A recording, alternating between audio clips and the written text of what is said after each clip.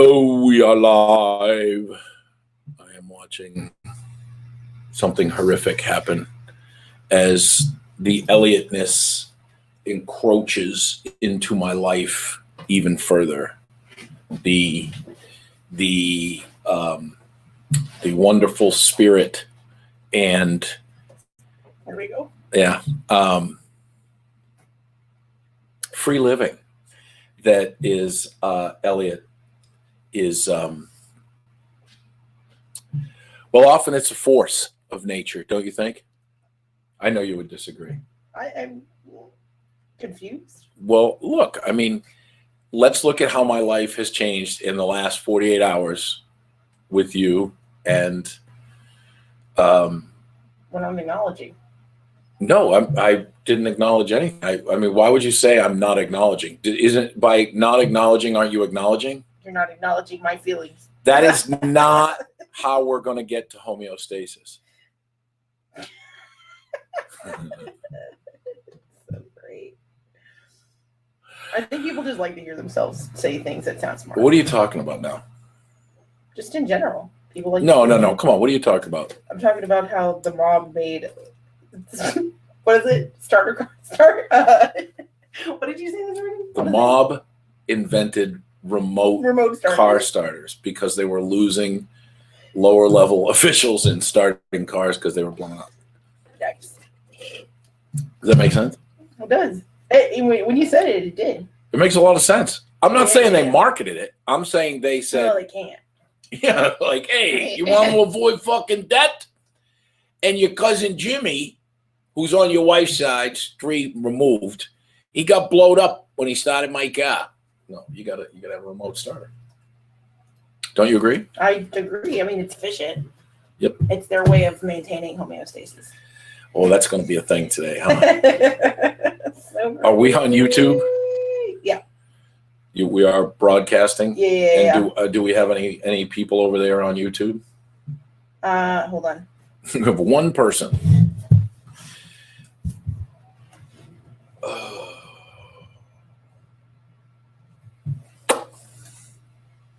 Notifications.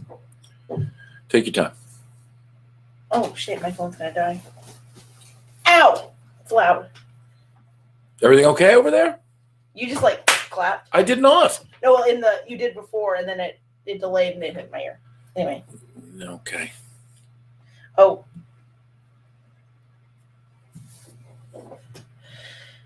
Watch, she's gonna laugh. What am I gonna laugh about? Watch the screen. It's delayed. It's so delayed. Oh, you on the TV. What's up, Greg?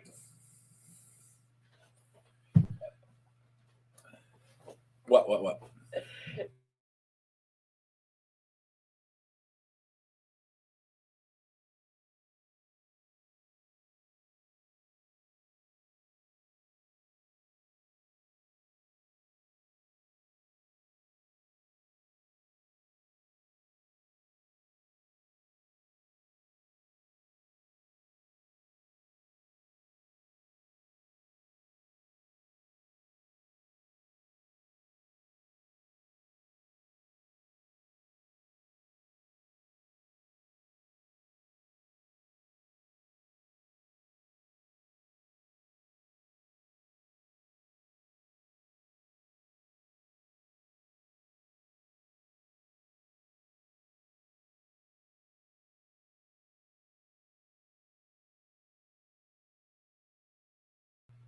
Hello? Can you hear me? Yes, you can. All right. So, how's everybody doing today? Glad you made it out. We have been doing a lot of stuff to try to figure out how we want to produce content and still. We don't. It's like from 2 days ago. It's from last night. All right. So I'm going to tell you something right now. I'll tell you a little bit about behavior here. When Elliot is in a bad mood, very quiet, almost brooding, smoldering aggression. very Searching for homeostasis. searching for homeostasis. That's going to be a It is. You It make is. my life so hard. Oh, it's so hard. It's so hard. But when she's in a good mood, watch the fuck out, because that's when the bad decision making starts. It's true. It is true. Hey, why did the Mexican take anti-anxiety medication? Why did the wait a minute? Okay, let's see if they can get it. Why did the Mexican take anti-anxiety medication? Hang on, I got to think about this.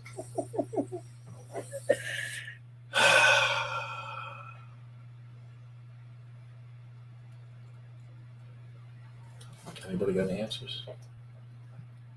No, nothing. I don't know. You don't know? You want me to say it now? Yeah. Ready? For Hispanic attacks. For Hispanic attacks. So great. Okay, so for all of you that are going to get mad racially, she's Mexican, like 100% Mexican. Like she Yep. seriously sleeps a lot of the day, puts Yes, cheese on everything. Do you think they allow loud laughing in Hawaii? Or just aloha? So good. This is what I went to sleep on last night. I go, I'm going to say these tomorrow. I had to hype myself up. All right. I'm done. Maybe. Did you hear what she said about Hawaii? Did you guys hear that? She said, do you think they allow laughing in Hawaii? Loud laughing. Loud laughing or just aloha? You have no idea. So No. funny. No. Where's my YouTube? This is Elliot in the happiest state. It's very disturbing. So one of the things that we were thinking of, yeah, is very, very true. Very true. Very true. If it's like me when I'm overtired. My coffee was put in the freezer yesterday.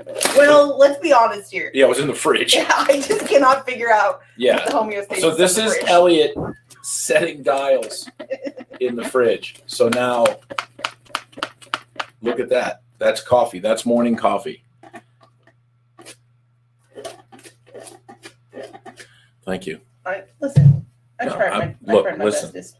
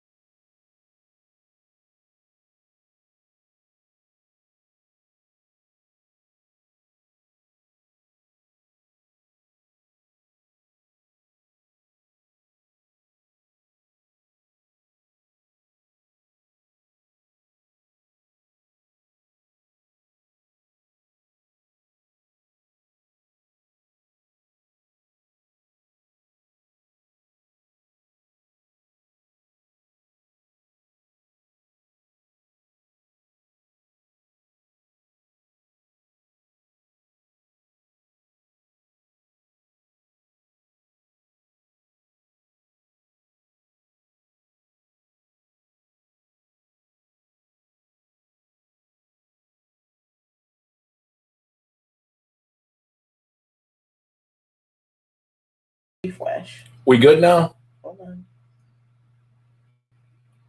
Yep. Yep. Okay. So I don't know why, but it keeps going. This computer has seen better days. This computer is like kind of the last days of a bad relationship. You know what I mean? It's like, do you want to do something? No, fuck you.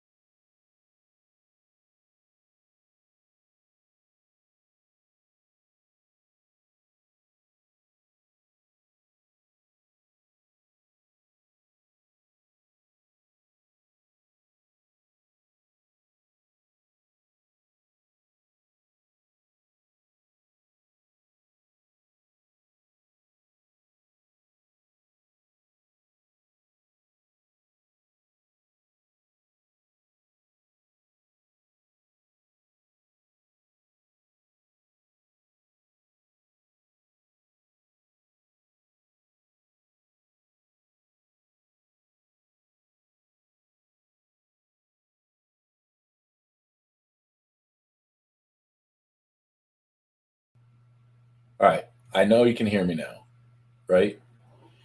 So no, you're disconnected. am I really? Wait, there it goes. I'm just going to switch to the other phone. Oh, the yeah. other mic. Yeah, you're good. I'm good? Yep. You can hear me? I'm on a delay. Okay. All right. So if it goes out again, I'm going to the camera. I don't know. This computer's like, can you just stop using me? Bad. Okay. If this happens, I'm going to the other mic, and that's just how we're gonna have to do it. Okay. So tell me, because you've been kind of searching that internet there and kind of seeing the goings on, because I don't do it, and this word keeps popping up, homeostasis. Can you elaborate on your struggles and what homeostasis is? My struggles. Well, because your struggles are with ignorance. Yes, because people use words without understanding them, just as they train dogs without understanding them. Like engagement. So when we're talking about homeostasis, we're talking, people kind of get stuck on this. It's balance. So it's balance. But it's not just balance. It's optimal condition. So and it's an organism. It's every organism at its base. Every single cell is searching for homeostasis. Everything that the body does, everything does is to find homeostasis. Which is your optimum performing yes. Environment. Condition. Okay. So we have somebody who is very highly recommended in my area of Texas. A dog trainer. Yes. Not in this area. Not in this area of Texas. In Texas. Okay.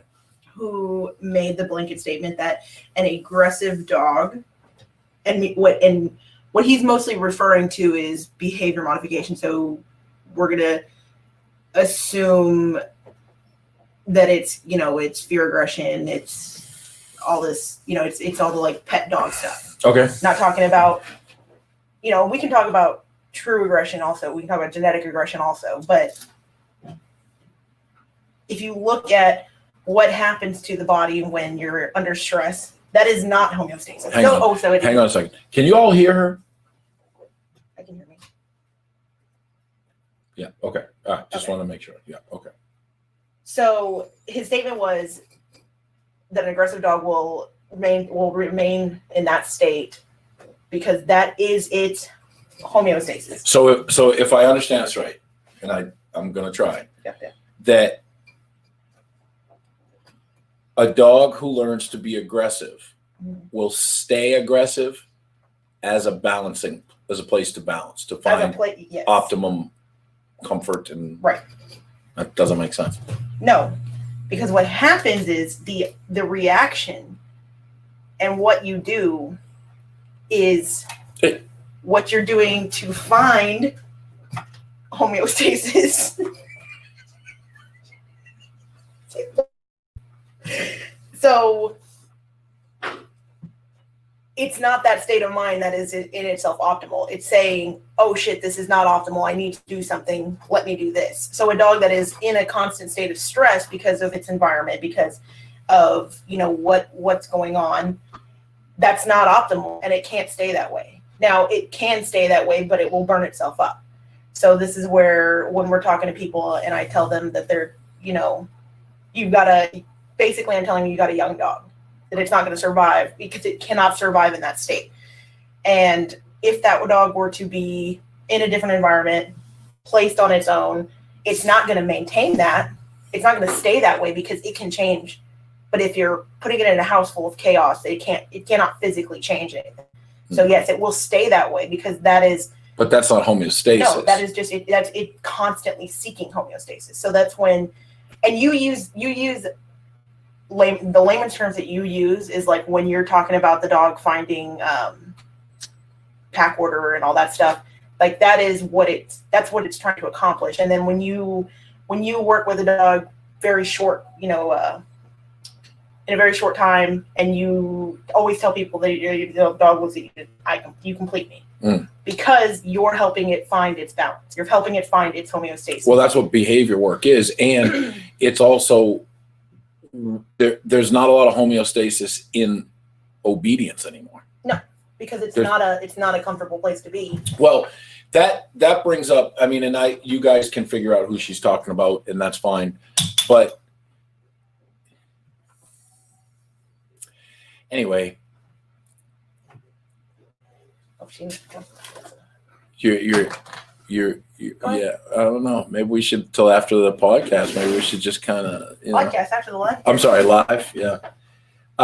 No, she's not throwing anything at me. She has basically something nasty walking around on my hitting and eating pretzels and wires. Oh my God. So now that we've totally killed the conversation here, the problem is there's words out there that people throw around and people don't take the time to look them up or understand the definition as it pertains to the dog training world. So one of the things that they will hear a lot is people in protection, any kind of bite work as it applies to police, canine, personal protection, or military is tactical. There's people who use the word tactical to sell shit. There's people who use the word tactical and like, but military, police, and protection people, not so much the protection people, but they do start to go, oh yeah, this is tactical. It's tactical. I mean, that's what you do. You start saying words that make people feel like you're on the same page with them. And those words kind of change over time, right? So they start to get, so so wait a minute, what were we talking about the other day with the dogs? Oh, something. That narrows it down to about everything. Yeah. So no, but it was somebody was selling a dog and they were saying like tactically he's a good dog. And I'm like, how the fuck is the dog a good dog tactically? How like why would you say that? Even engagement is one of these things that's really become like this big buzzword. And engagement is this word that people throw around, that the professional dog trainers throw it around, and I'm like, what is it? I don't think you know. I don't think that word means what you think. I don't think that word means what you think it means, right? Make you feel like you're on the same page. Yep. Or you're inadequate. Yeah. And that's it. So you can't say like, so with the guy on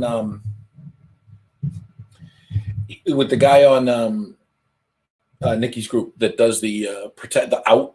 Oh yeah. Like look at the tactical pants. Look at the tactical, like everything designed to show you that he knows what he's doing.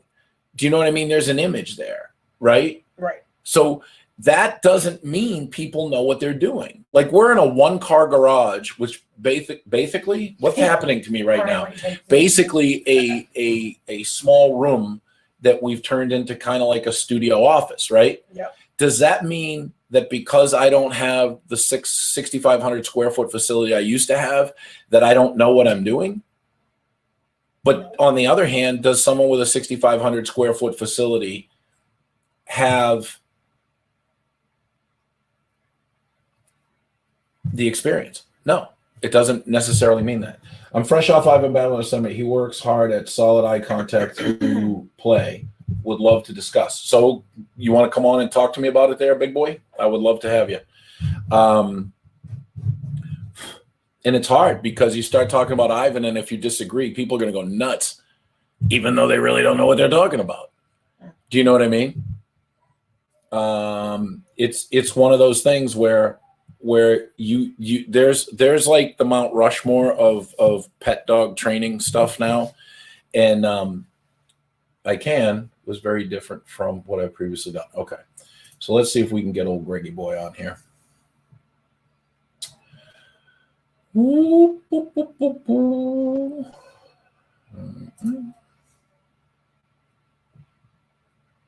Greg, there's Greg.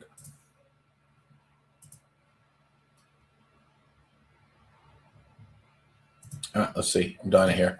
It'd be great getting someone with like a seminar. Hey, yeah, I'm in my robe. It's cold All out. right.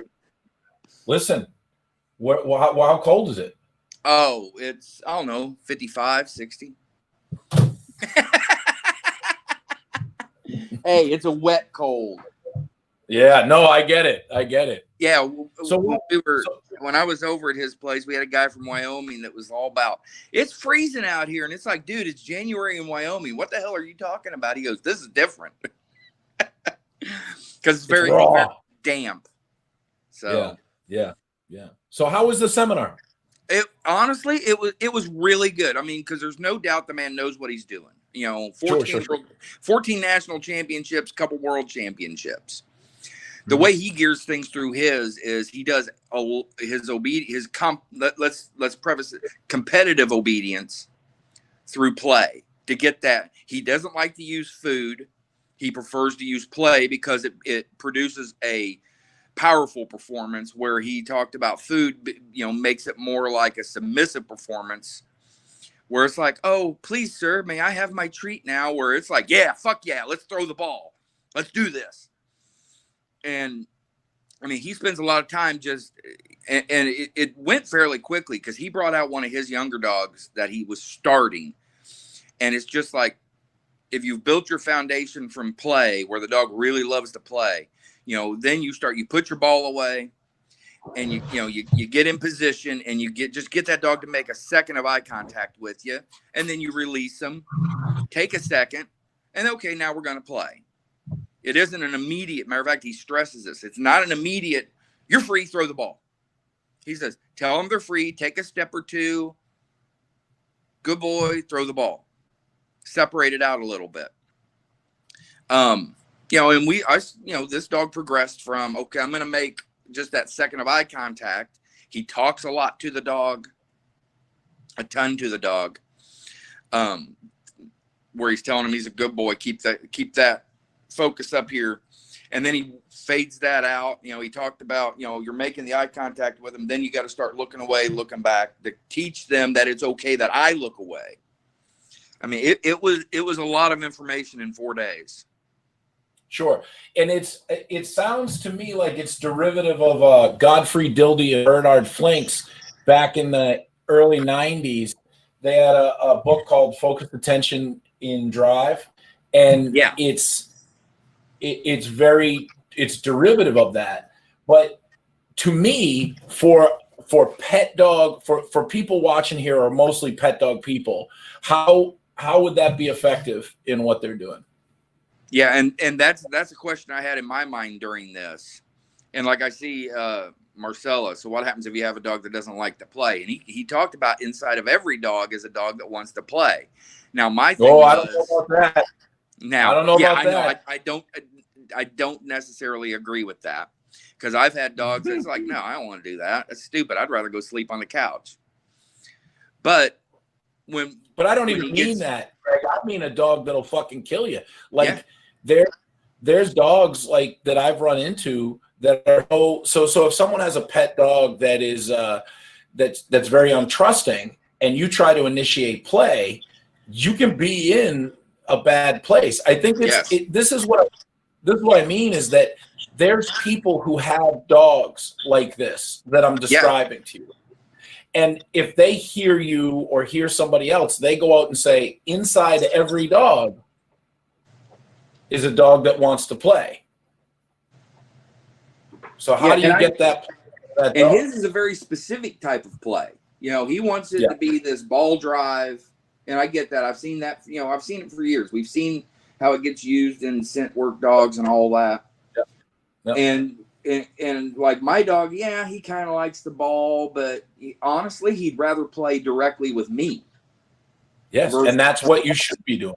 And that's what I do with him. He likes it a little bit. We throw it some, but that's not our main focus. When we first went over there, my dog really loved to play tug.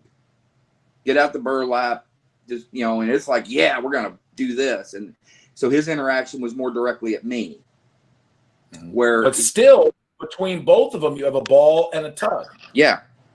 So the way I try to teach it is that there's nothing there. The play is physically with you. Yes. And so not a tug. Don't bring something else into it because He likes that too. oh, good. That's good because how many people have you seen that would imitate or mimic his style? So what you see with Ivan is that he's very, very, very, very good at his time, at his footwork, at his like he's damn near like watching a figure skater. I mean, it's like unbelievably precise. Yes. But people can't if you don't have that. It takes years to develop it, and can they do it with their multi-poo?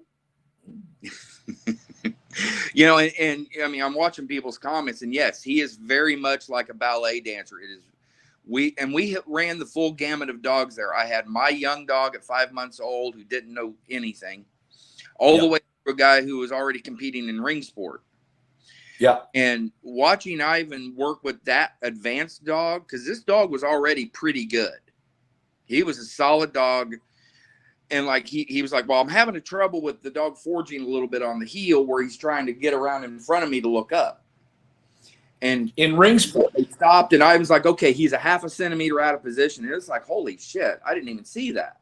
I mean, he is so in ring sport. What's that? In ring sport? Yeah, this guy did French ring sport. See, that's hard for me because here's the deal. So if and this is where we get into specializing. So in ring sport, you really don't want a focused attention heel. You really don't want that because the dog spends so little time doing obedience and so much time doing protection work that they just want to see the minimum. And the other thing is, if you look at French ring, a heel can be an orbit within a meter around you. Okay. And if you look at ring sport, the guy. Wheelhouse. Yeah. But the guy. Well, so I'm just kind of playing devil's advocate. If someone comes up to the defensive handler, you want your dog in the reverse heel. Yes, and I mean we did some of that with him. Sure, with a toy. He ran through some of the stuff with them. And of course, once again, Ivan's coming from an IGP perspective, a Schutzen perspective, or whatever the fuck they call it now. They keep changing the name on me. Tactical IPO. Yeah. Tactical. But, you know, and I get what he's doing is coming from a competitive perspective. Sure. You know, this isn't your everyday, because literally he has two heels. He has his competition. Here we are, you know, hard eye contact. And then he has, okay, I'm bringing my dog out onto the field. And it's a much more relaxed, more of a, just that relaxed stay around me. Which, you know, I know a lot of trainers train that. Yeah. That's fine. I do. But does he live with his competition dog in the house? And you know what? That crossed my mind too, because I don't think he does. None of them do. He has, I mean, and really his facility he has is nothing fancy. You know, you talked about your huge facility. Am I still as good because I don't have it? He's got a 1,600 square foot building and a field. That's awesome. That's all you need. There's nothing fancy. He's probably got more money in gear than he has in his building. Yeah, right. But that's the thing for me is that so many people watch, you know, the top level trainers, and these guys don't live with their dogs. So a lot of people doesn't. Right. So let me just explain that. If you have a competition dog, or if I'm getting a dog ready for competition, the dog goes in the kennel, comes out to train. And most people just drive the pattern through the dog's head. I don't do that. I work with the dog in whatever I need. So where we did kind of eclectic stuff, like 1 week we'd be doing weight pull, next week we'd be doing protection, then we'd be doing competitive obedience, then we do dock diving. You want that dog to tune into you. So my house dog would go into the kennel for about 30 to 90 days to get him back into this competition mode, right? This is just like any athlete. You got to train, right? And then we would get what we needed to get. We would go compete, win, lose, or draw. And then I would come home. And after I was done campaigning for that particular amount of time, the dog would go right back to being a house dog, but the dog was a better house dog for it. Yeah. Yeah. So I think a lot of these people who are trying to apply engagement with the toy under the arm or the toy up here or whatever. Well, he talked about that. He doesn't want the toy. He uses a pouch, put the toy away, get it out of your hands. I don't use it to get the dog to look at you. He goes, that's right. He says, that's right. I'm surprised somebody hasn't invented a headband that will hold the ball so the dog will look up. No, you put cellophane and then peanut butter. With me.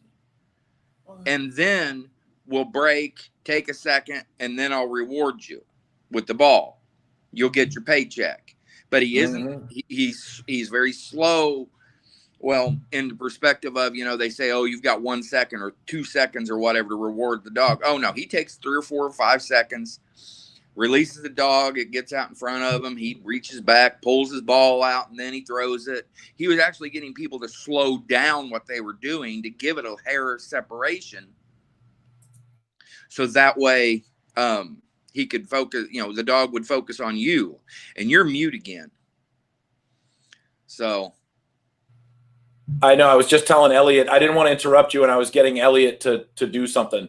So it is something that's been around for a very long time. If you go back to Godfrey Gilby and Bernard Flinks, you start to see that this is, I would say, a more polished version of what started, right? So if you look at now, how does any of the stuff, and I'm just curious, because I appreciate when you go to stuff and you're very open-minded and you're like, look, I just want to learn. Maybe I'll use it, maybe I won't. But that's exactly what I went into it with, because there is some aspects that he talked about, like people don't play with their dogs enough. Okay, I can deal with that. Now if you have a dog that's going to eat your face, yeah, you need to dial that back. But, your average happy-go-lucky pet, building up a play routine with them, yeah, I get that. And like when he's done working with them, he does his session. He's, they're done. They're going to quit. He likes to spend 10 minutes or so with the dog, just hanging out with the dog. Which it reminded me a little bit of Keeler too, because at the end of like week 1, they talk about, okay, you go out and you do your week 1 stuff, but then when you're done, just take a nice calm walk around, to bring everything down, then put them away. And that's similar to where he just likes to hang out with the dog. Right, and I do something very different. Is I put the dog right away on that snapshot. When I like it, I put the dog away.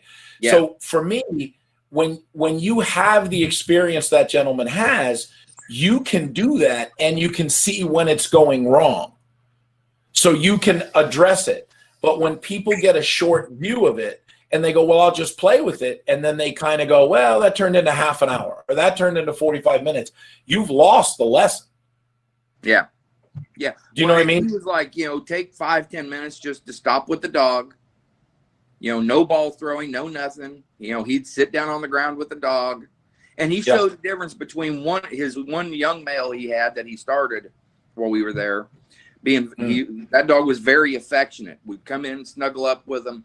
And then he had one of his older females out that she goes, no, she's not affectionate. I sit down here with her. She will stay right around me because she wants to be around me, but she doesn't want to be on me. Mm-hmm. And he was showing where he'd even shift towards her. She'd take a step back. Mm-hmm. And she'd be like, oh, but she wouldn't leave him. He'd get up, they'd go to leave. He'd take the ball. She'd go right off with him. She just wasn't affectionate. And he's talking about that's okay. But that's she doesn't want to play with him. She wants to play with the ball. And you can tell me because you're much more well versed in these kind of things. I went to a Schützen club one time, back up when I lived in Indianapolis, and I was told by their training director, "Well, the only reason your dog is doing this is just because it wants to do it with you." I thought that was kind of the point. That's the holy grail. Yeah, I mean, my dog Camille. This is my last poster on. He's like, well, she's only doing this because you want to do it. Well, it's like, yeah, isn't that kind of the point? She's having fun. I'm having fun, and she's, that's the ultimate service mindset. Is the dog is serving you. But he hated that. He wants the dog to be out and powerful and all this. But he told me that she would never do protection work until he got the sleeve out and started working another dog, and my dog was better than his. Right. At the start. Because so this is a big thing that I run through in Schutzen, ring, competitive obedience, and now just behavior work is everybody knows like that guy. We're not talking about Ivan. Make sure that's very clear. Yeah. We're talking about a guy in Indianapolis. So what happens is people learn through regurgitation, and they know one way. So when I talk about e-collar trainers, they're one-dimensional. They can only do one thing. If you take that e-collar away, they're fucked. Mm-hmm. I mean, I use e-collars, but I equate them to more like it's just another tool. If I don't have e-collars, I can still train the dog. Right, but what I'm saying is when you use it as a tool, because you're also doing other things, you keep at your very young age, you keep advancing your knowledge. You keep advancing your knowledge. There are people that get to, the franchise I'm talking about, where they go to school for 12 weeks, and then that's it. And they're lost. They're lost because they can't do anything but what they've been taught. And if they tried to expand on that through that corporation, they would get fired. So, I mean, because when I came to e-collars and got to thinking about how would I use this, okay, I talked to some trainers that are big e-collar people. Yeah. And it led me back to how Pat Nolan uses them, where it's a very low key, very just nudging, things like that. And that's how I use them. And I tell you what, it's a beautiful thing when it's done right. It's a horrific thing when it's done wrong. It is. And it's the way I look at it is that if you're trying to work, because people say, oh, Chris doesn't work with e-collars. Oh my God. I remember Debbie Seymour, look her up. She was the first person to title a dog to ring 3 in the United States. Debbie Seymour is a hoot. She's been around since Christ was a carpenter, and she's titled Dogos. She's titled a lot of stuff.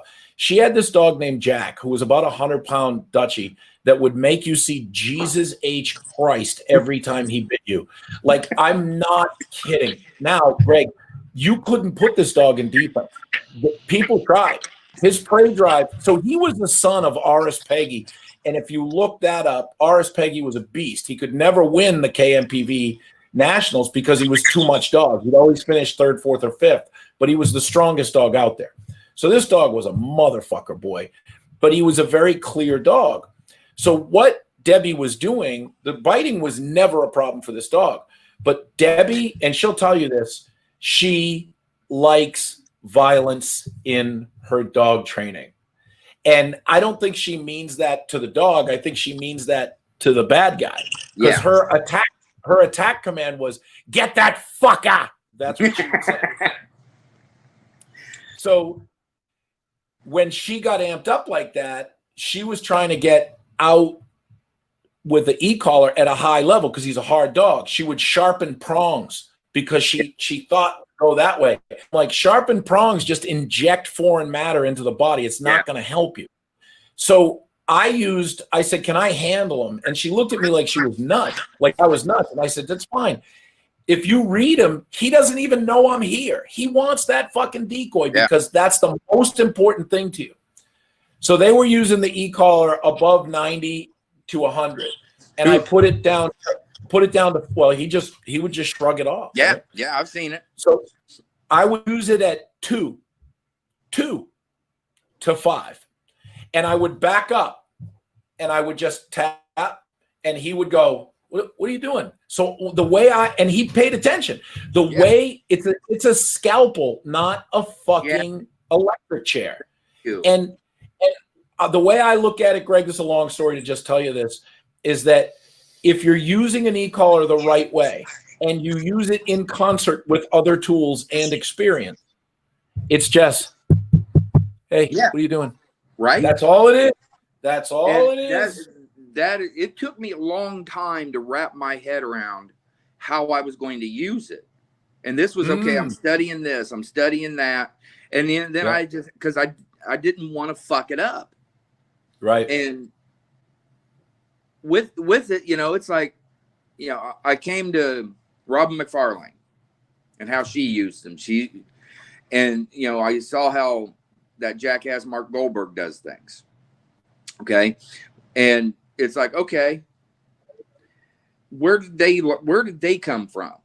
And that led me back to Pat Nolan. So I started watching how he does things and how it's like, okay, you know, where you're just nudging the dog to do this and nudging him to do this. And, you know, my first things I do with a dog is that Keeler, just pay attention to me with, okay, you're not paying attention. Hey, excuse me, using some light pressure until they just take a step towards me.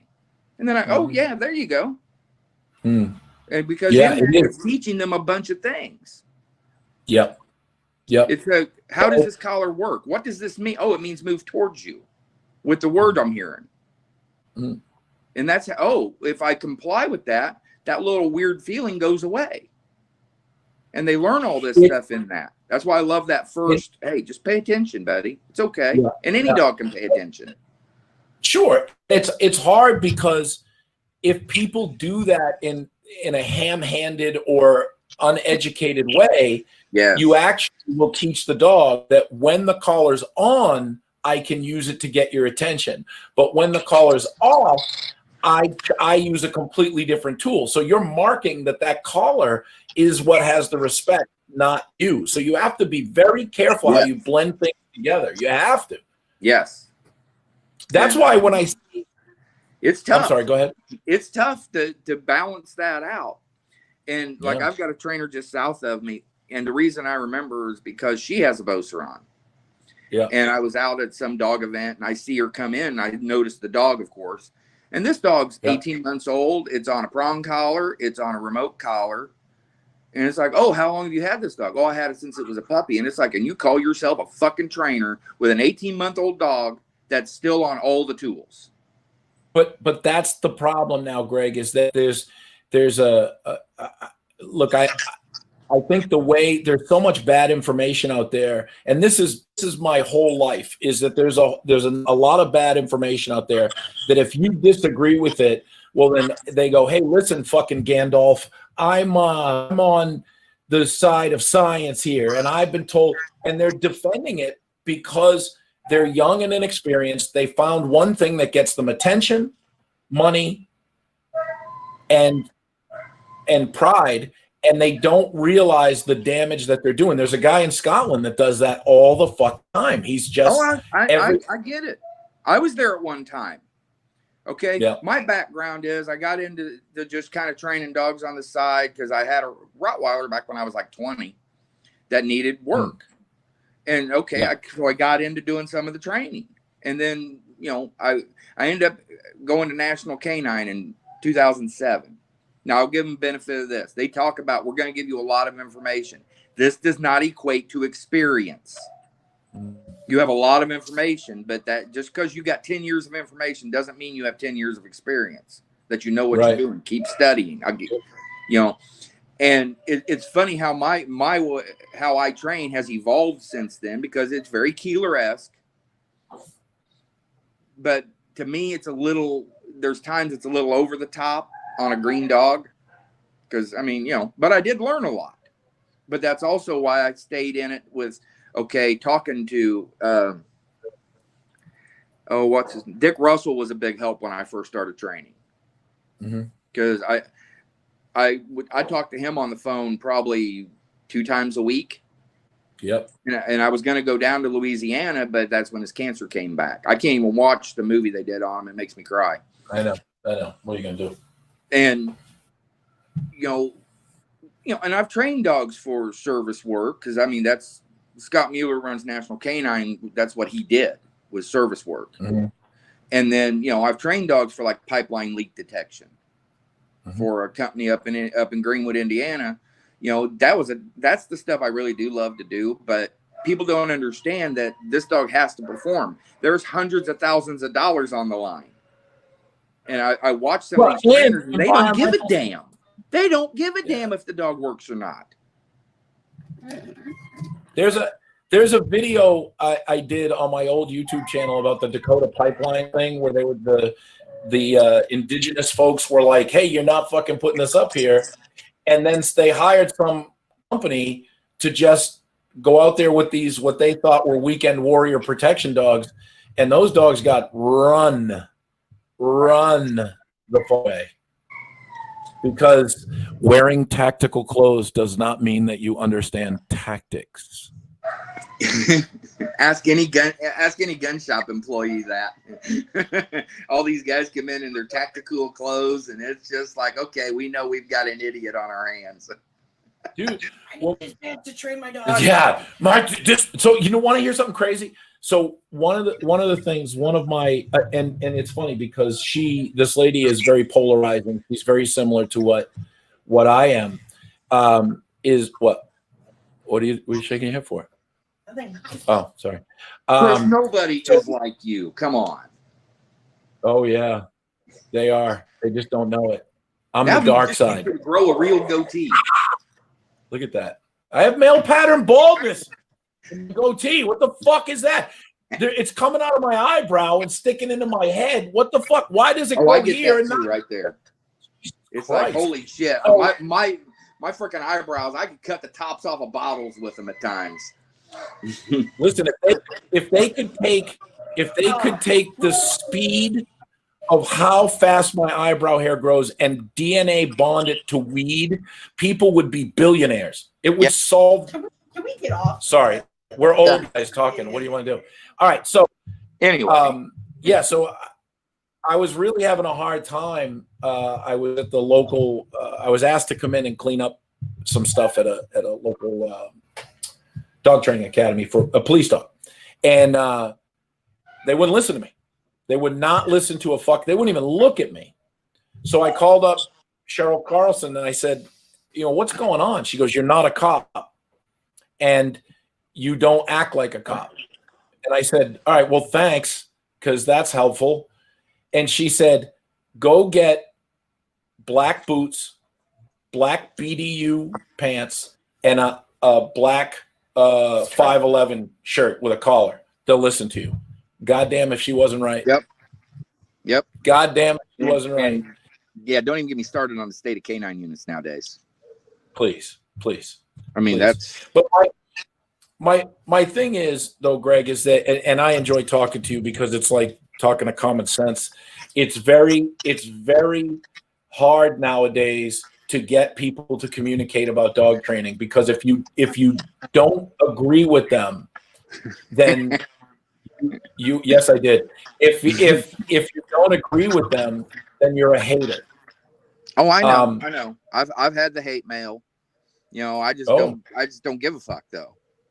Yeah, right. Well, and the thing is that how do you ever get to a place with people that are trying to prove themselves by working on a dog that doesn't need what they're trying to give it? I go to the placemat video all the time with the muzzle, and this is everybody, the muzzle, the prong collar, and the e-collar with the dog under enormous amounts of stress. They're calling that a result when it's just hot lava. Like, you get off that motherfucker, you're welded. Yeah. And that's lion taming. That's lion taming. It's not fucking dog training. And people get so mad about that. And I've seen dog trainers that are fucking terrified of dogs. They're terrified of them. Yeah. I see it all the time. Yeah, it's crazy. It's crazy. But yeah, I mean, well, like I've got a little Beagle Basset Hound mix that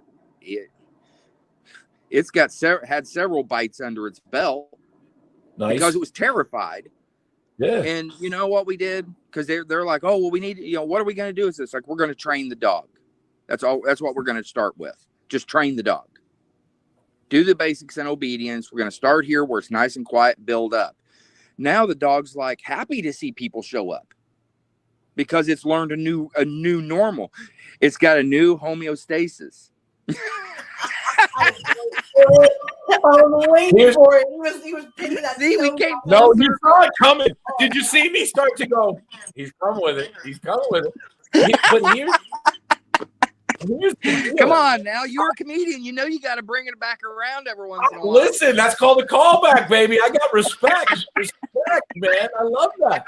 But here's the deal: is that a lot of these dogs that are fear aggressive are a product of things being very unclear in their life. Yes. About conflict. So when you add obedience the right way, it can help you a lot with behavior. But the other side of that coin is that the people have to fucking stop doing what they did to get these behaviors in the first place. Absolutely. You can't tell the dog obedience and then put it in conflict every moment of the day. Well, you're in charge, dog. Well, I don't want to fucking be in charge. I'd like someone to be in charge, please. How many times have you taken a dog by the leash away from the owner and shown that dog just a modicum of, hey, now relax, I got this. And you see the dog physically relax because the dog goes, thank God. Thank God. That's you can physically see this dog just sag with relief. And it's like, yeah, you're fucking up like Channel 4. Yeah. And I've watched, I've have a lot, people send me videos all the time. And one of the things that I try not to say that is kind of the first thing, it's brick one stuff, is your dog doesn't like you, or your dog doesn't trust you, or your dog doesn't respect you. You can't go any further till you clear up and seek that homeostasis with your relationship. Nobody. Elliot was like, I'm like, just. You know, I had a rescue call me, and somebody I know took this dog, and this dog will bite. It's just a little fluff dog. It's like a Chihuahua something mix. Oh, yeah. And so I took a look at the dog, just go do the eval. And it's like, yeah, this dog's got some issues. And it's like, you know, because I know you here, do this, this, and this just for management right now until we can actually do a lesson. She calls me. Well, I was letting my daughter roughhouse with the dog and it bit her. So when can we start quicker than that? And it's like, okay, no, we're not going to start at all because you didn't listen to a fucking thing I said. Because if she would have followed my direction, she would have at least had some management on the dog to keep it from doing that until we could get into lessons. And now she's all pissed at me because I ain't doing it. I just wrote this down last night. I like to just kind of write things down. And it says, in quotes, you have to show me that you want to understand what I'm teaching you. Yes. If a client doesn't want to understand, if they're like, yeah, just fix it. Or they're like, yeah, can I love them now? Can I give them a cookie? Can I do this? I'm like, we can't, like, do you understand that you're looking for like an air freshener because your car stinks? You can't do that. You can't do it. The other thing I wrote is you're paying for my time and experience. If you would like to get the greatest return on your investment, focus on the experience and the time will pay for itself. Yeah. That's the problem. People do not want, they're like, okay, so like we had a client or people come in for an eval yesterday, big German Shepherd beating the shit, almost killing, huge scars in this dog's neck. And they said, well, we live really far away. Is there another trainer you can recommend? I said, well, you've been to the trainers down there. And I have a sneaky suspicion that the trainers have told them the same thing, but I just say it in a different way where people cry because I go, you know, you're a rat, right? And the person goes, how dare you? I go, no. This is not an insult. This is truth. You're a brat. So, well, how would you like it if I called you fat? And I go, well, you're accurate. So, I mean, I'm built for comfort, not speed, baby. Ooh. I'm a grower, not a shower, baby. I haven't pushed away that chocolate cake in a while. Yeah, I know. It calls me.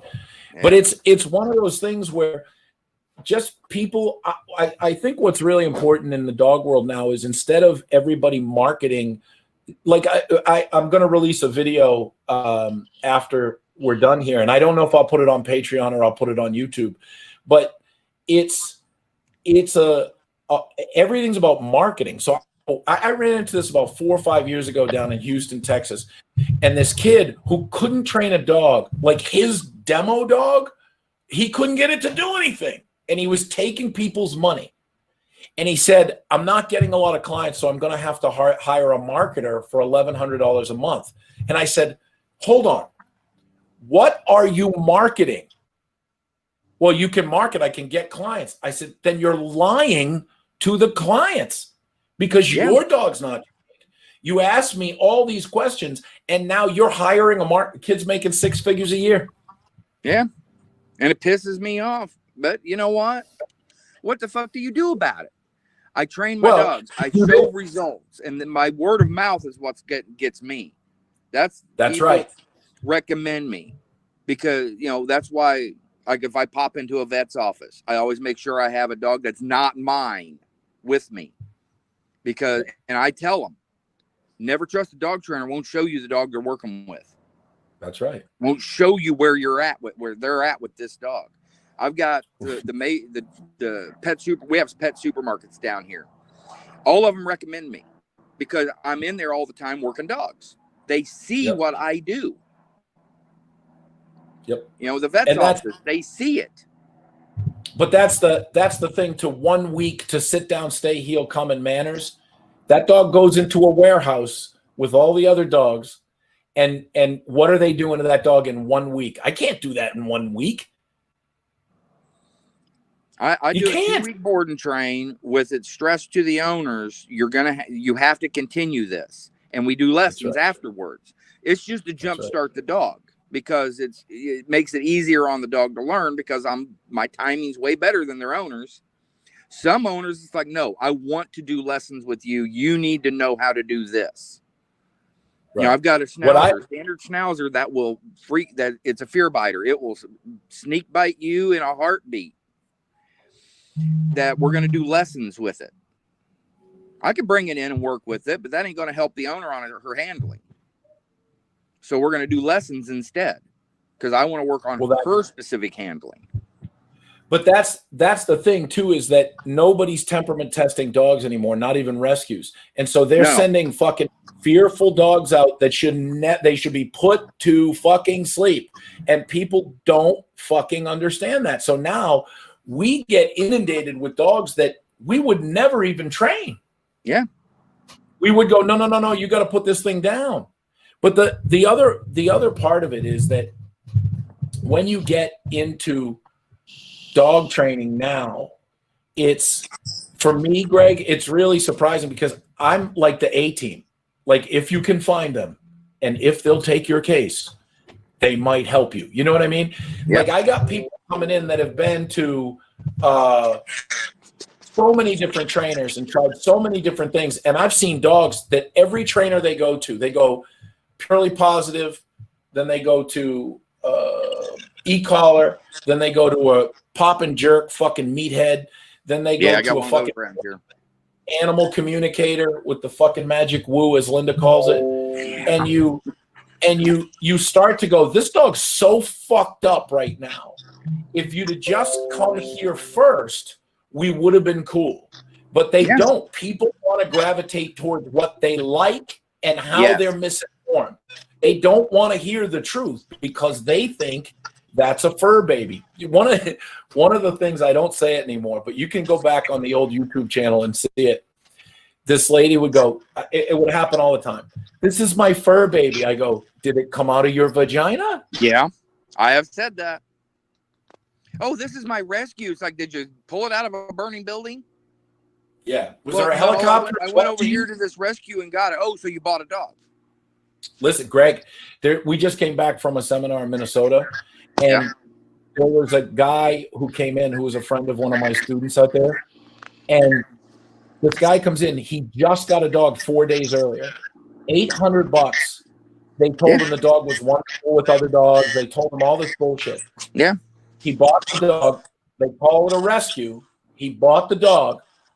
He bought 4 classes. So now he's up to $950 that he spent. He's had the dog 4 days, goes to the first class, and the dog lunges at another dog. He goes, oh, and pops it. And the trainer says, we don't do that here. And he's like, well, then what do I do? He goes, well, we don't do that. And then he just ignored him. So another dog came in, went after him. He popped the dog again. The guy said, come with me. They went outside, and the trainer said, why don't you just go home? Yeah. You got to remember, I'm from Indiana, home of Purdue Veterinary. One of my biggest beefs is I would get a lot of dogs that went to their behaviorists. Yep, credentialed behaviorists, never handled a dog in their life. And I'm like, oh, well, did they show you how to do this with your dog? Oh, no, they never touched my dog. $300 an hour. Go to Tufts. Tufts is $2,500, and they look at the dog through one-way glass like they're doing an interrogation. $2,500? Yeah. And it's just like, okay, so, to me, if you're going to be a behaviorist, part of it, you need to do like an internship, actually handling dogs. Whether it's a rescue, it's an animal control, something where you're seeing all these different types of dogs with every kind of freaking problem in the world, where you get eyes on it. Hell, the one behaviorist, her dog had bitten like 6 people. And it's like, well, how's that fucking behavior working for you? But then they tell me I'm the bad guy because I'm willing to tell the dog, shut that shit down. Right. And that's the thing is that so it's that muchacho that Linda's now working with, and they're doing a great job. And I think it's awesome. But that dog came in, and people don't understand that she went to, very nice lady, went to a website in Florida where they have veterinary behaviorists, charged her a lot of money, and they sent her a PDF about how to have, what's it called? The calming blanket. So you put the blanket down, and you bring treats over, and you click and feed when the dog makes eye contact. Okay, that's fantastic. But that doesn't stop the dog from being aggressive when there's another dog around. That is like saying, okay, here's what's going to happen, guys. You're going to be in the water, and there's going to be shark-infested waters around. Don't bleed. Yeah. Well, it goes back to how rescues do things, too. I mean, you see it if you know how to read how they put up with dogs, it's like, oh, this dog needs to be needs to be the only pet, and best with a single person. And you know what that tells me? This dog will kill another dog, or if you bring anybody into your house, this dog's going to try to eat them. Well, it's like selling, taking that liability and putting it onto some stranger who now has to deal with it. And honestly, I think it's a money thing. We're going to get this dog back, and we're going to keep the adoption fee. It's a boomerang. Yeah, because they keep collecting adoption fees off these dogs. Right. And if it gets out of hand, they don't take it back, or they put it down. Yeah. Yeah. It's boomerang. They either put up with it, or they put the dog down, or you run into somebody who's actually going to work with the dog. That's where Hippie, the Basset Beagle mix, came from. They're like, we don't want to give up on this dog. Right. And, they couldn't get any help. Elliot has a great story, and this is before she met me.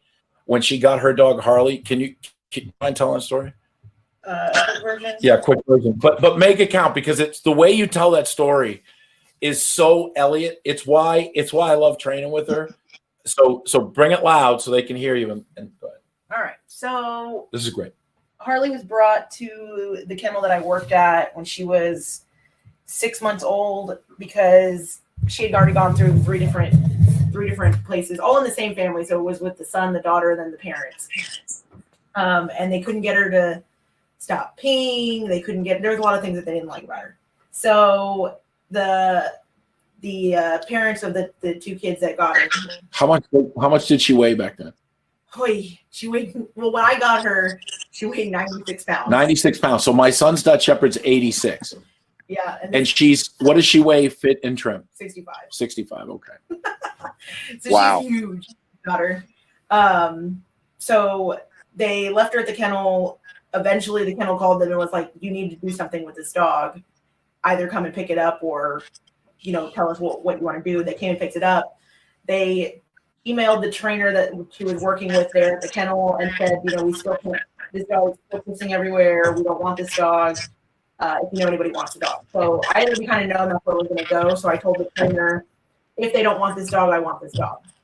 So they contacted me, and then they ended up not wanting to give up the dog. So about a month later, they called me back again and said, "You know what? Come get this dog." So I drove almost 3 hours to go get her. I had my lawyer at the time write up a contract just basically stating that they were relinquishing the dog to me and that they couldn't get the dog back. When I showed up to the house, she was in a little tiny external area where she was allowed to be with a bag of food. Yeah. And that's why she was so huge, because they just let her just cut the bag of food open and let her have it. Let her eat as much as she wanted. And then when they were talking with me, I said, "Hey, I need you to sign this paper, giving her over to me." And they got all kinds of pissed off. The lady got pissed. She's like, "I'm making it harder for them. You're making it harder for us. This is our dog. This is our family member. Why are you such a bitch? Why? You know we're losing a family member." And Elliot says, You must be heartbroken." "You must be heartbroken." And I would have said, "Look at those fucking, hey kids, which one of you fucking don't listen is next?" Because this is what they do to family members that fuck up. Fat family members go. Oh, you're mute again. Motherfucker. Seriously, we had an independent station in Indianapolis that fucked up constantly till it became slang in Indianapolis. You're fucking up like Channel 4. But anyway, Chris is quiet, so I guess it's just me now. There he goes. This is he back? It's the great show. It's the great show. Can you hear me? I can hear you. Okay. So there's people who they will not listen to what you say.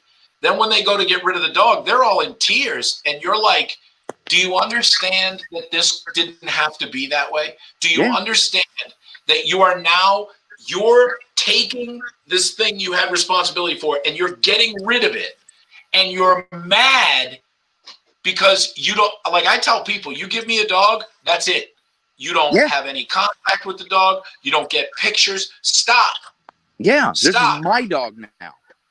I mean, that's one of the things I loved about my breeder is when I went to my breeder and, I'm like, okay, let me see your contract. And literally it just says, this is your dog now. If you can't keep it, call me. I will take it back. I want it back. That was basically the contract, other than, hey, if there's a major health problem or anything like that. But no, this is your dog. But people put contracts down. They put pages and pages and pages and pages. Let me tell you something. It's unenforceable. You can't do it. That's why I don't co-own with people. People go, I want to co-own a dog with you. Fuck that. Nope. Fuck. My dog. Period. That's like me saying, hey, I've got my child. I want to adopt him out, but I want control over him. Yeah. No. I mean, and there was one breeder I talked to that it's in her contract that if she wants you to show, you will show at your expense. If she wants to breed back to that dog, you must breed back to her. If it's a female, you will ship it to her until the puppies have went home. And it's holy fuck, you're talking about my dog being gone for 6 months. And what is she doing to it? Yeah, exactly. My I boaster don't play came from Carla Davis out in Woodlake, California. Getting it here was a whole other story because of the COVID. But, she's like, no, this is your dog. And if your dog proves out, then yeah, I would like to breed back to it at some point, but it's not like you have to. Right. So, it's hard here. It's very difficult because people come into dog training the industry now, because it's not a community. People come in and they think they're learning stuff that is revolutionary, and they're not even getting the basics. So there's not even dogsmanship anymore. People don't understand. And it's all about the money. But so getting back to the Ivan thing, how did you like the seminar overall, and where would you rate it? Yep. It was a good time, and I learned some things in it because I can incorporate a little more play. I don't have to be so serious in my training and robotic. I can relax more with it and have some fun with the dog, and I used to, and but it's that thing of you get into, fall into habits, and it's like, okay, I need to just get back to having more fun with it because, obedience is serious business, but it's like when I did home health care. If you don't have a sense of humor about it, you're going to burn out quickly. It's a very sad business because the people that are in it now coming into it aren't going to be here in 5 years. They're not going to be here. They're going to talk. They come in, they tell you like they know what they're talking about, but they're not going to be here in 5 years. Yeah. And that's really difficult because when you've invested as much time and being honest with people and trying to get them to understand. I put so much humor in my training and in my seminars, but people really do only hear what? And in your life. And in my life. But people only really hear what they want to hear and take what they want to take. So it takes someone with an open mind to be a very good student. And it's really cool to hear that. And, there's a lot of people that say that I hate Ivan. I don't know Ivan. One of the things I liked about him a lot. He is one of the nicest guys. He's not shy about his time. We'd start around 9 in the morning and we would go till 7 o'clock at night. Yeah. It was exhausting. Passion. It's passion. Yeah. Well, but here's the deal. He's a nice guy. One of the things that I really liked about him that I don't see any of the other trainers of note doing is that he really stepped up with that upstate guy and said, this is the worst kind of e-collar training. He made it. But then there's another trainer in California that did a collab with the same guy about e-collar training. And you're like, how do people fucking find common sense? How do people find common sense?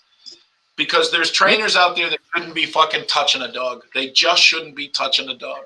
I've been to, not taking money for it. when I lived up by Indianapolis, we had Joel Silverman in a couple of times. How he trains is way different than how I train. And he's perfectly fine with that. He sees what I'm doing. And it's funny to get him drinking beer and getting him to talk about certain things, because then the F-bombs start dropping, and normally he's very, Mr. Nice Guy. And I've been to see Linda and Dave Cochran over when they went to Houston, and I've been over to see Ivan, and honestly, every single one of them has such different styles to how they do it, but they've shown that they can do it. That's why I went to them specifically. People confuse substance for style all the time. And styles can vary, and that's also the kind of mask that people go, well, that's just the way I do it. Yeah, but I'm looking at your math. Like on Patreon now, I'm trying to show my math as best I can. Do you know what I mean? Like I do the dry erase board and try to get people to understand that. But if you don't show your math and you can't have a debate on the techniques, where are we in this industry? Because it's all about marketing and money now. It's all about, there's more people doing social media with dogs. It's like old Gage O'Brien. Like that guy just wanted to be a fucking YouTube celebrity. So he just came in and burned the fucking place down and got followers. They don't give a shit about the dog. They don't give a shit. So it's hard. Well, it's the difference between they want to train dogs to have clients. I want to have clients so I can train dogs. That's right.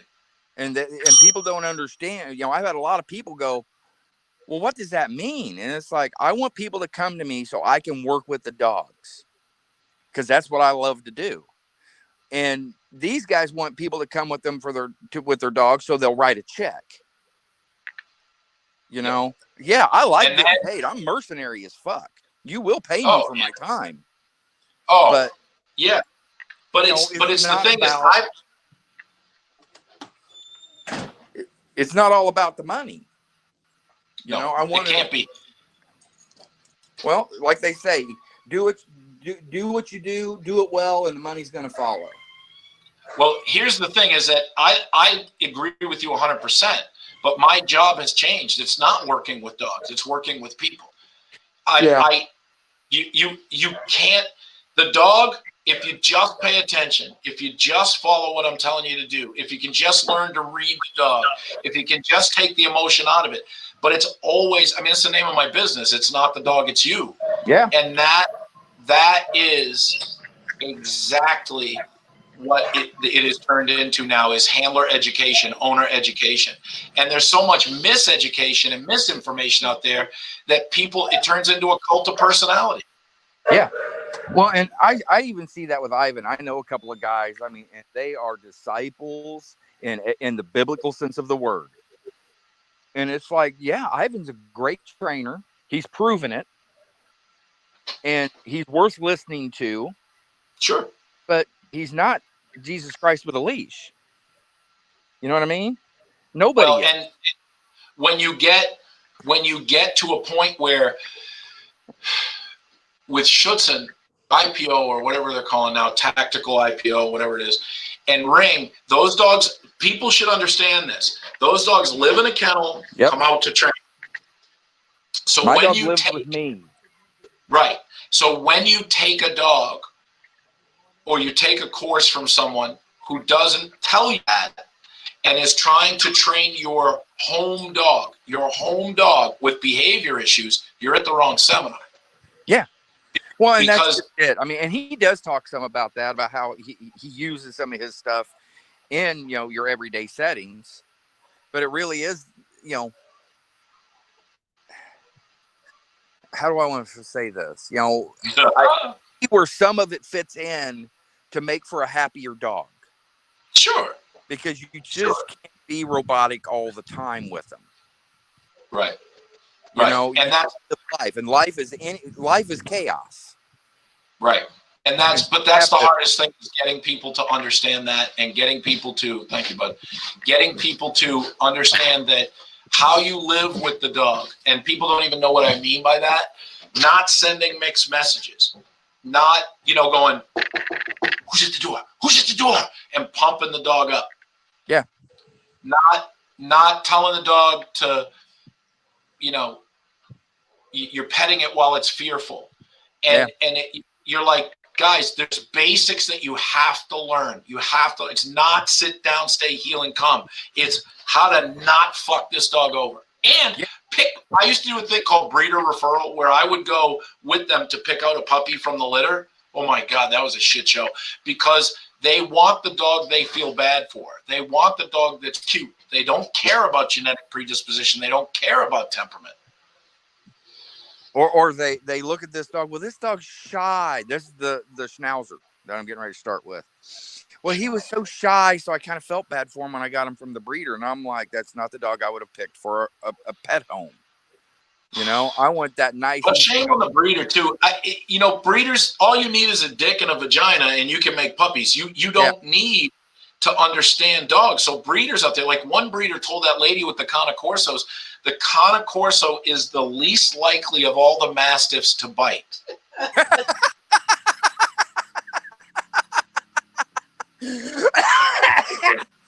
Which one? Are you shitting me? Are you shitting me? I mean, hell, wasn't there a case out? There was a case out in San Francisco where a pair of them killed a woman and the owners went to prison. Presses. Those were presses. Those presses? I mean, I've got a horse comes in for boarding, and he's 3 years old. He's absolutely one of the sweetest dogs that comes in. But I've also met ones that, holy shit, they will fuck you up. Period. Yeah. I don't even like working with them for adults if I haven't worked with them before. It's hard because people, that's what I mean about information. People, they trust a trainer, they trust the behaviors, they trust a breeder, and then they get bad information. And those, when people are trying to sell a dog or sell training or sell something, it's used car sales, because what they do is they tell you all the superlatives and none of the drawbacks. Hey, what are you doing? Hey, Chris. How you doing? I'm good. Why are you with him? You know, I've been asking myself that for 22 years, dude. Hallmark does not make a Christmas card for him. Just saying. It sounds like my marriage. But People you know go, what? "Christmas Hallmark does make a card for being married to me. It's called congratulations. Oh, I like that. Hold I like that. Hairball. Bullshit. Bullshit. It's tough being married to a dog trainer, baby. It's tough. It's tough. It ain't easy. Hey, listen, Greg, I appreciate you taking the time. Always welcome. Just keep on keeping on, and let me know if you go to another seminar. Let me know. Yeah. I'll tell you what. If you want to be a correspondent, I'll put some money aside and I'll pay for the seminars if you come back and give a review. Oh, absolutely, absolutely. One of these days, I'm going to get up towards you. And, Well, you know, let's get me to Florida. I'm okay with that too. I just got to find a good enough, a big enough place to have you, because you know you draw the crowds by the millions. Oh yeah. The what do we have, 8 at the last time? I'll tell you what, if we set up like a 4-day, 5-day seminar with you and Linda, we even need to have T-shirts done. Yeah. And you know, Yeah. it would be good because that's only about 4 or 5 hours from me. Right. I know you And we did. Oh, she's great, man. She's great. She's so funny in person, and it's really like what you're going to learn from her is just. Yeah. I think with Muchacho, that dog Muchacho that we had, that Linda really saved that dog's life, because you go back and she's teaching this lady how to handle through Keeler, and it's exactly what that dog needs. It's exactly what that owner needs. And I have all this footage that I shot with Muchacho and that the owner sent me. I gave it all to Linda and I said, this is your project. This is what you need to do and tell the story your way. But they're doing some great work down there. I love Linda. I think she's great. Oh yeah. I mean, ask her about when in Houston when we went out to eat. And okay, you got tables with like 30 dog trainers. And there's this table of people over here had this little lunging Jack Russell mix, maybe. Oh, she told me. She told me. It was ugly. It was. I mean, to the point these people finally got up and left. She don't play. No. Imagine the two of us. They were, and there was no way they could have said shit, because they would, all of us would have been like, no, your dog is an asshole because you're an asshole. Get the fuck out of here. Listen, I'm telling you, she's great. And when you have Linda just watching something that she cannot contain herself anymore, I just get her slippers and I just popcorn and I just watch it go. It's just great. It's just the greatest thing.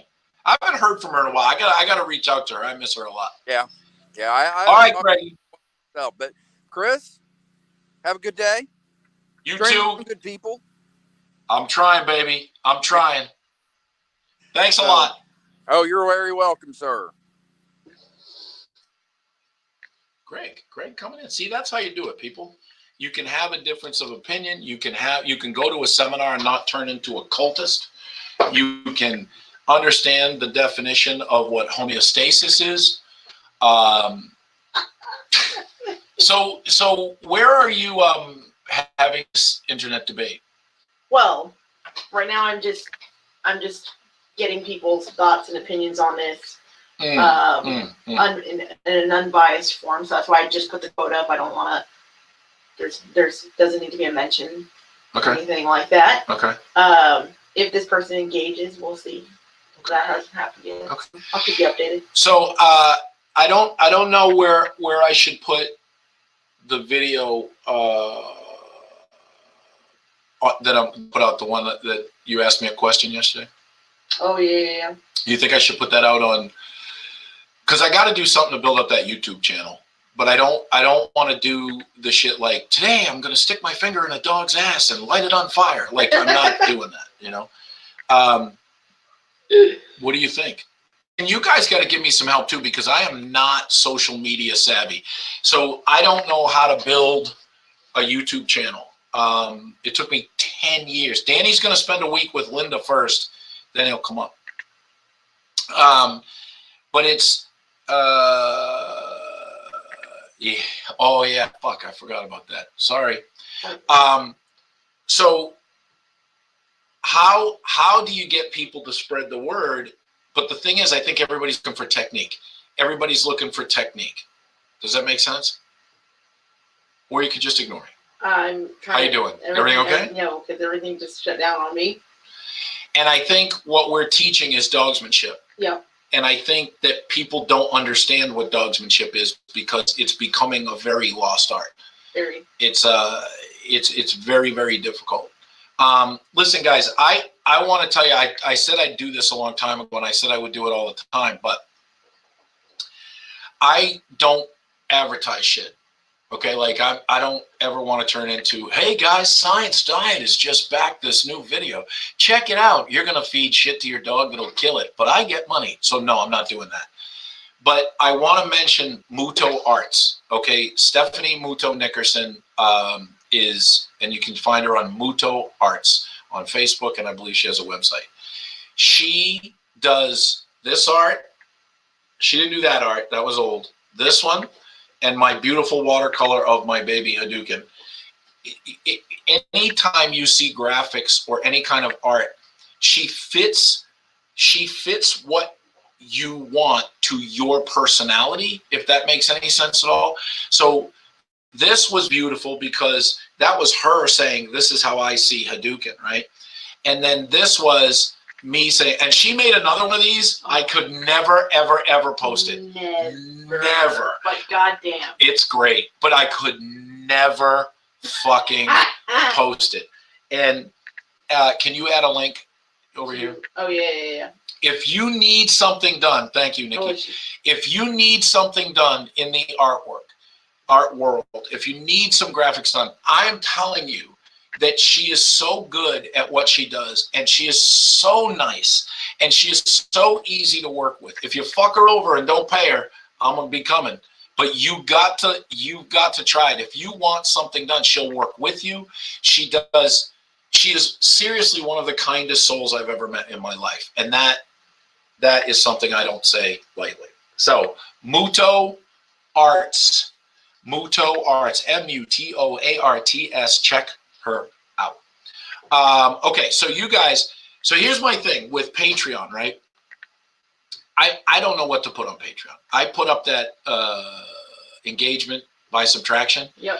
I got 3 comments and 10 likes. I don't know if there's conversation starting. I don't know if people want to talk about that stuff. Well, so the thing is, don't go by the comments and likes. All right, do not go by the comments and likes. What I'm looking for is engagement. And I'm out of homeostasis, so I'm seeking engagement. Does that work? And I'm going back to Texas. Yeah, she's gone now. You won't always get that, but look at the Place project. That's true. And by the way, we're gonna do. We are not giving up on the projects. We just have to put it in a way where it doesn't turn into a competition. The last fucking thing I wanted to do is turn into a competition. And then with Crystal, she took my advice and everything was much better. She really executed it well. Well, I hope people like that. How do you feel about those, the Patreon projects? They said Patreon's better than classrooms and stuff like the engagement. Who said that? SW. I don't know what that is. It's on YouTube. Oh, that's Suzanne. Oh, yeah. It's difficult because this glass. So I'm gonna show you something. We were gonna work on this, but I don't think we'll ever get it done. Yes, we. You think so? Yep. You want me to not talk about it? No, I don't care. If we're gonna do it, I'll do it. I prefer you not to. Okay, so that's one of those things. So we don't just go like. I mean, I get told I'm obsessive about content. Yep. Yep. Yep. That's good. And so one of the things you cannot do, you cannot train a dog through the internet. You can't do it. You can get something that looks like training, but you can't. Screens can make it harder and difficult. Yeah, that's why I wanted to check with you before you think. Well, how did you feel about the advice that I gave you, Crystal? And sometimes people don't like the advice you give them because it hurts their feelings. If you have feelings, get the fuck out of here. Well, you shouldn't. You know, it's false pride. Like you're like, well, look, you could tell me anything you want, and I'm either going to take it or not take it. But thank you for giving it to me. Oh, here she goes. Price great idea. It didn't feel like a comp. If it had felt like a comp, I would have done it. Okay, that's good. Mark, Nikki in his current lockdown hell. It's a great motivation to get out and do something. Okay, so what we'll do is, and I need to limit the amount of people that are in the project. I have all the rules. You wrote them all. All right, so when can we expect something on Patreon about competitions? I mean, God damn it! Stop throwing that shit at me. If there's no free shirt, it's not a well, we can. What I wanted to do was get like a few projects ahead. Okay. You and I. Okay. And then we can start them on Friday because really I have all the rules and stuff written down, so then we can just go that way. Okay. Okay, that's cool. And it tell your friends about Patreon but don't tell your asshole friends about Patreon. I tell them to. Nah, I don't want them. We got a sweet little thing going on Patreon. I don't want all those assholes in there. Okay. Do you want Mr. Homeostasis in there? Absolutely. No.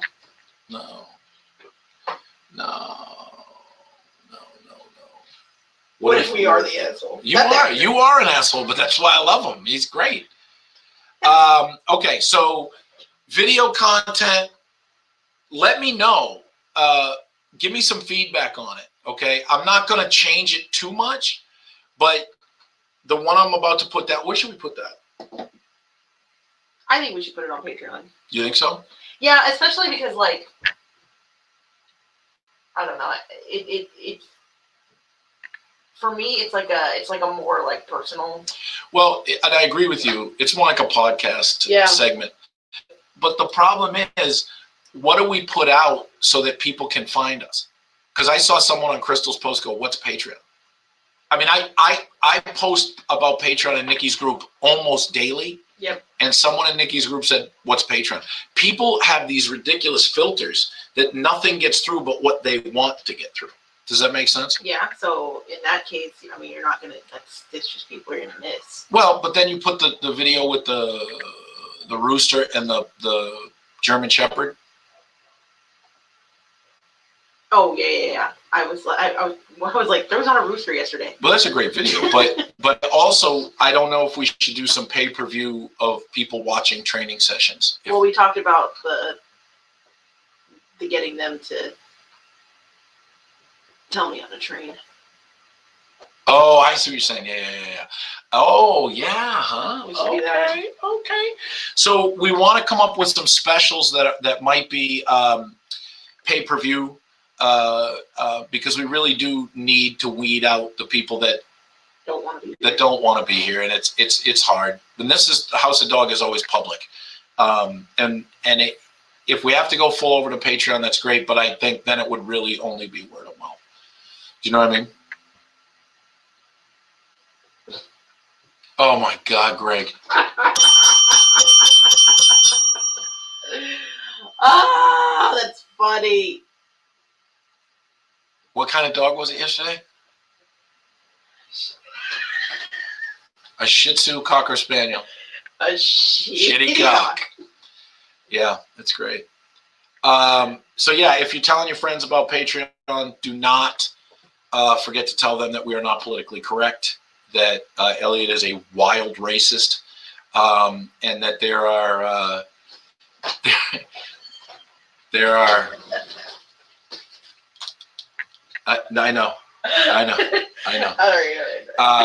Because all you motherfuckers are closet racists. Everybody's a closet racist. You know you are. Got a client next week. Whip it. Whip it good. So you're whipping your cock? This is cock whip. This is definitely turning into something we don't want. Yeah. If I had one. Oh, come on now. Oh, Lord Jesus. All right, guys. I'll think about where I'm going to put the video.